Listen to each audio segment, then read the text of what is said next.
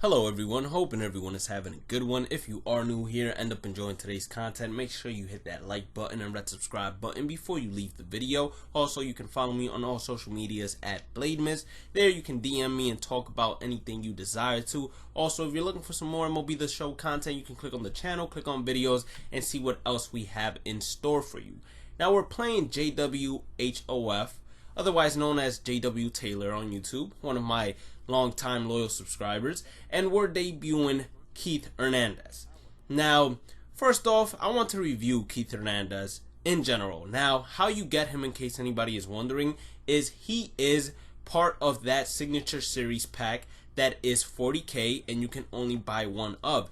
He is in the most common round, 1 of 1, so if you're guaranteed any diamond, you're most likely guaranteed a diamond with him in terms of the rounds in it.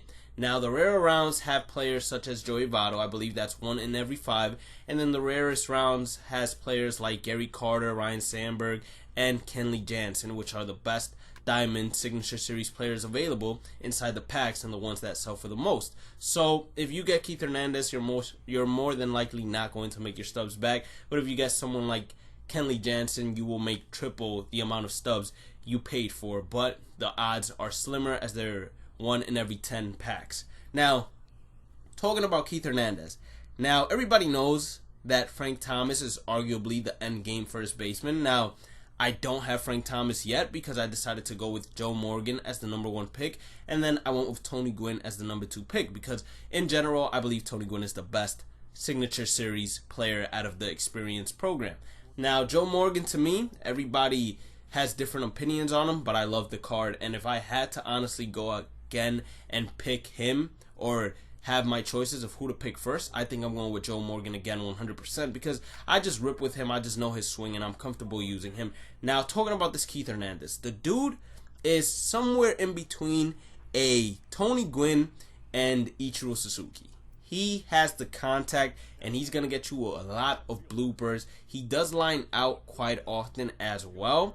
And the only way to hit it out is if you perfectly square that ball up or just get underneath it. Once you learn his swing, of course, it's going to be easier to hit it out with. Just like it's easier to hit it out with Tony Gwynn once you do understand his swing path and when to press X depending on the pitch type. Because different players have different swings that you have to adapt to. But in general, I have to say, for paying 40k, Keith Hernandez is a great card to have at first base. If you don't have Frank Thomas yet, I believe he was going for 17k when the packs first dropped. I'm not sure where his price is right now, but if you need a first baseman and you're going to pick Frank Thomas most likely at the end, I would suggest go ahead and buy Keith Hernandez for around 15k. Great contact hitter, a mixture of Ichiro Suzuki and Tony Gwynn, I would want to say, in terms of contact. Has a little bit more power than both of them, honestly.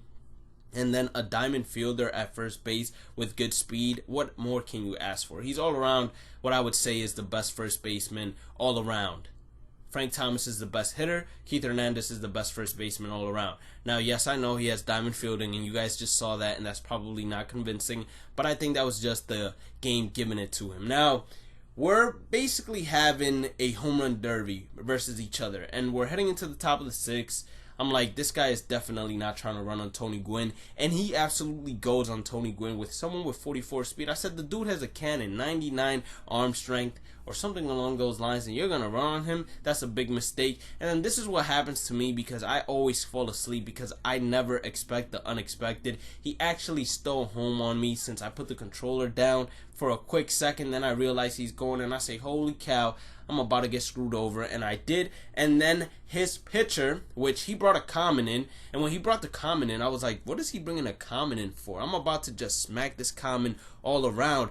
Next thing I know, the common is a lefty that throws a knuckleball, and I don't know if you guys heard SDS in their stream or whatever it was. They said that they nerfed knuckleballs and they don't have as much movement or are not as effective as they were in MLB The Show 18. Well, I'm telling you this right here, right now. If they bring out that knuckleball pitcher, Luis Tiant, I believe his name is, or the other one, I forgot what his name was. He was either in the Expos or the Mets, I forgot. But there were 2 diamond starting pitchers that had knuckleballs.